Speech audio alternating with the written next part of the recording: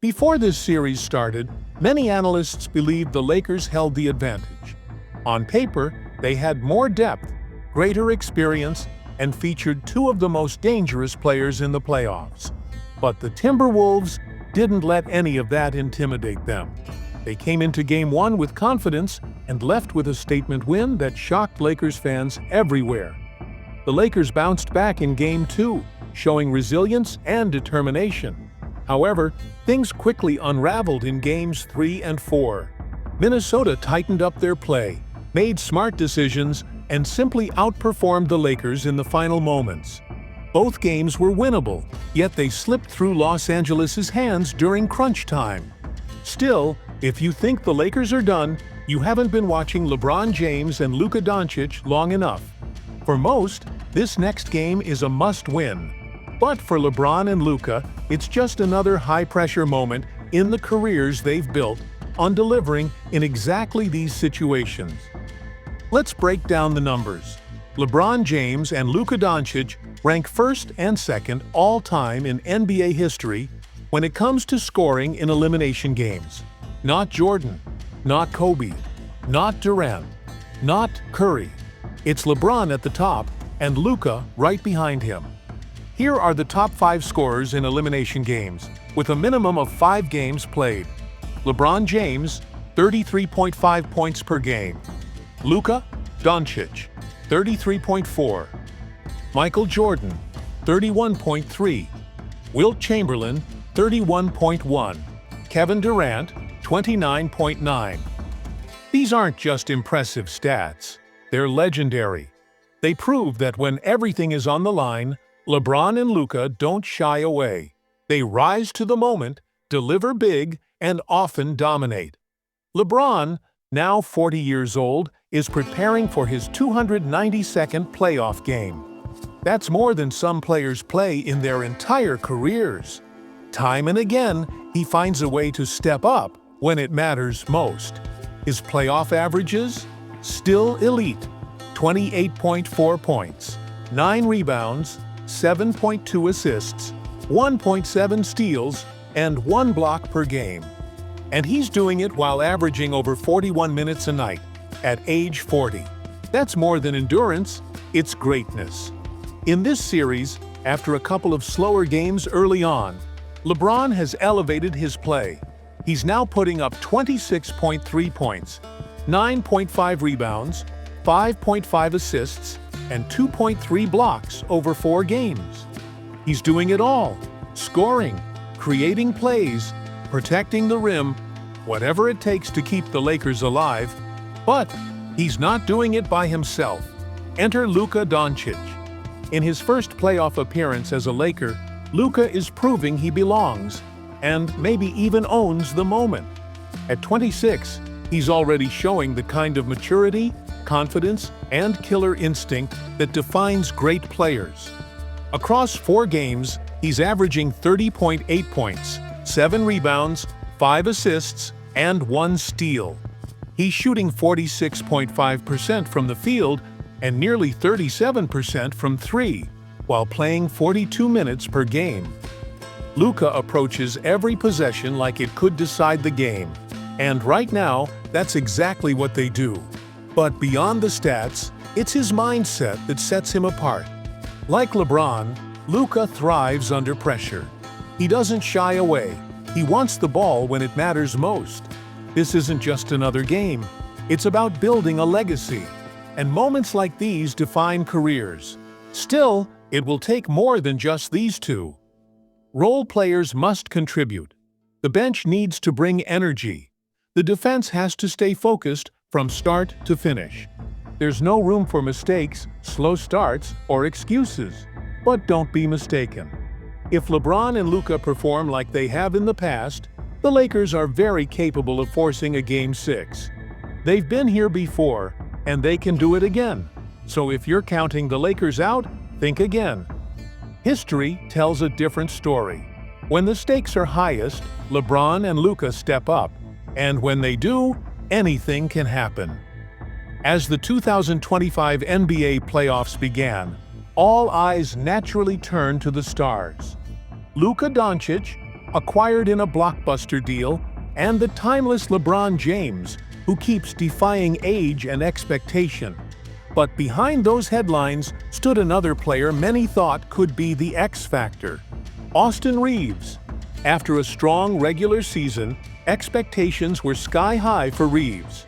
He averaged 20.2 points, 5.8 assists, and 4.5 rebounds while shooting 46% from the field, 38% from deep, and 88% at the line. He didn't look like just a role player, he looked like the Lakers' third star. But the playoffs have a way of rewriting the story.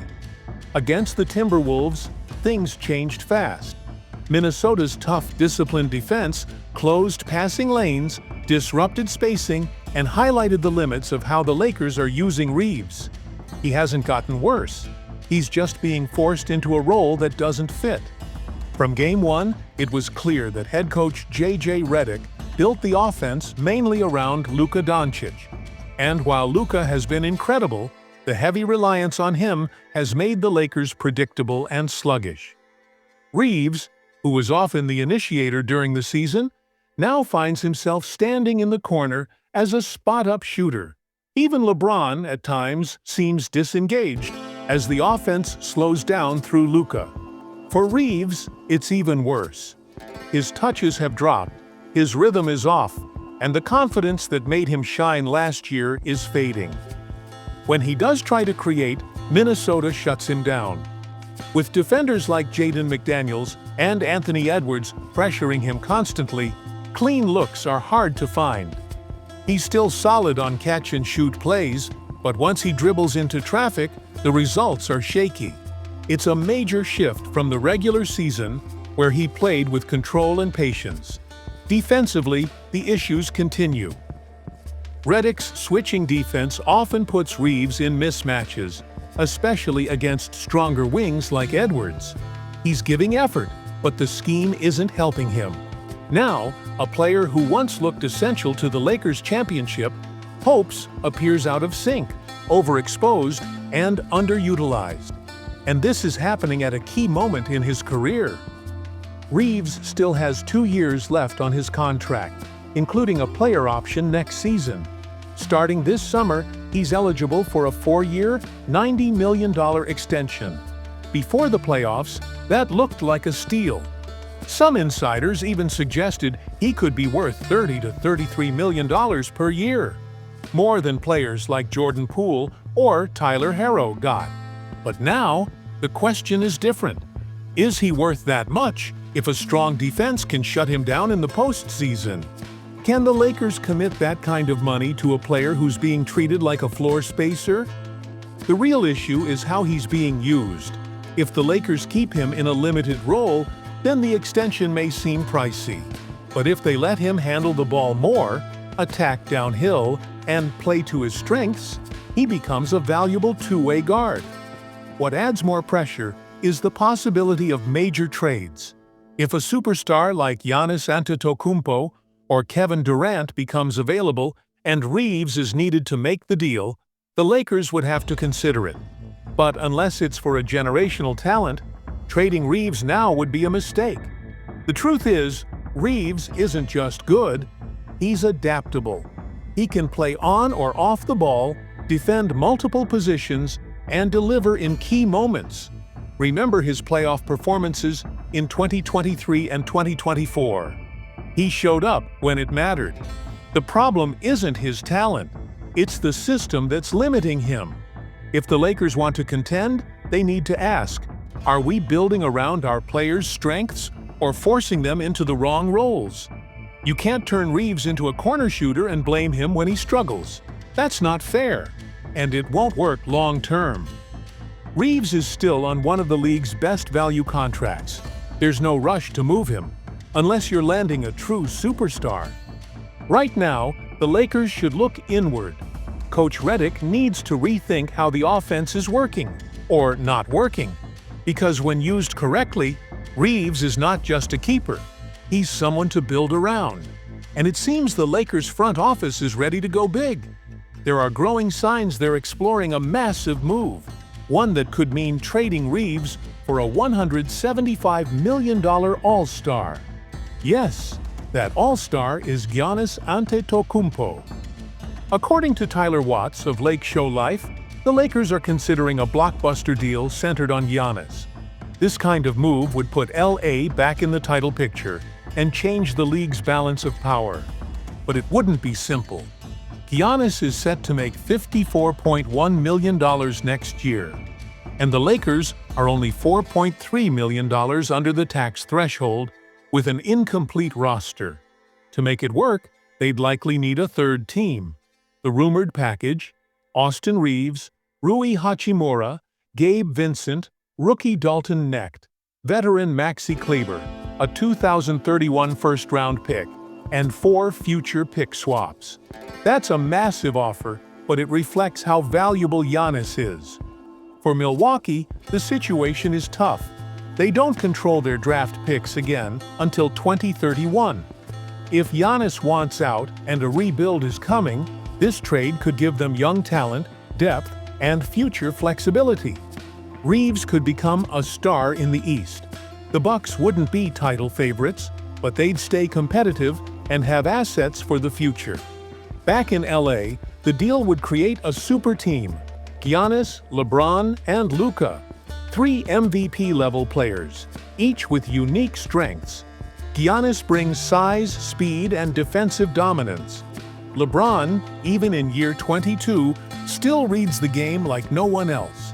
Luka creates magic on the court and unlocks everyone around him. Together, they chase one goal: a championship. Yes, Reeves has shown flashes of brilliance, especially in the playoffs. But there are concerns. His defense isn't always strong, and his offense can take time to heat up. Sometimes he fades in key moments. That's not a criticism, it's just the reality of a team focused on winning now. The Lakers aren't thinking 5 years ahead, they're thinking about next season. Giannis, who averaged 33 points and 15 rebounds in the playoffs, is a game changer. And in Milwaukee, the clock may already be ticking. Since winning the title in 2021, the Bucks have lost momentum. A big change could be coming, and the Lakers are ready.